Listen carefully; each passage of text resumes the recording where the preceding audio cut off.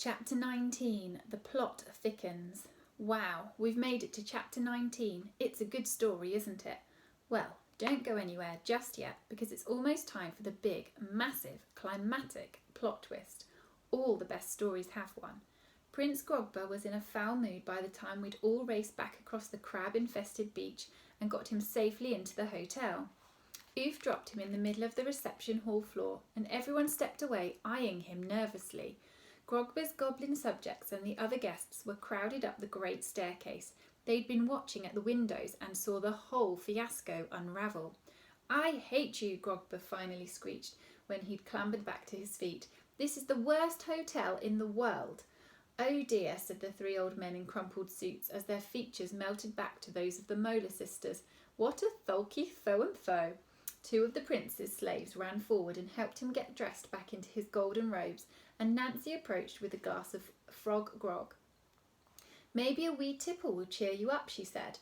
Prince Grogba snatched the glass and hurled it at the wall. "You think I want to drink anything in this honk-hole?" he screamed in Nancy's face. If the prince's face wasn't greyish-green, I'd swear he was turning purple with rage. It was quite something to watch. "If I'd known I'd have to deal with this," Grogba shouted, gesturing around the room, "commoners and peasants and humans, I never would have chosen to hide out here." Grogba realised what he had just said and clamped his little hands over his mouth. "What?" said Mum. "Did you just say?" "Nothing." The royal shouter ran forward and stood between us and Grogba. "The prince didn't say anything. We're not hiding out. Who said anything about hiding out?" "Yes, we're just having a winksy little holiday," Grogba said, laughing nervously. "We're definitely not on the run, and I'm certain that I didn't steal anything from a rival clan of goblins who are now after us." Grogba stared at us all with wide eyes. "You little criminal," Dad said, rolling up his sleeves and trying to look tough. "You come into my family's hotel, then insult us, humiliate us, wreck the place, and nearly blow our secret because you've broken the law." "Now we can eat him," said Madame Macready. "Oof, squish him," said Oof, raising a huge foot in the air. Grogba's eyes looked like they were about to pop out of his skull. He looked at the royal shouter, then at the gaggle of us standing around him. Then back to the royal shouter. He said, "Guards, arrest everyone," and they did. There was nothing we could do. Goblin weapons are sharp, you know. By the time night fell, we'd all been sitting about for hours.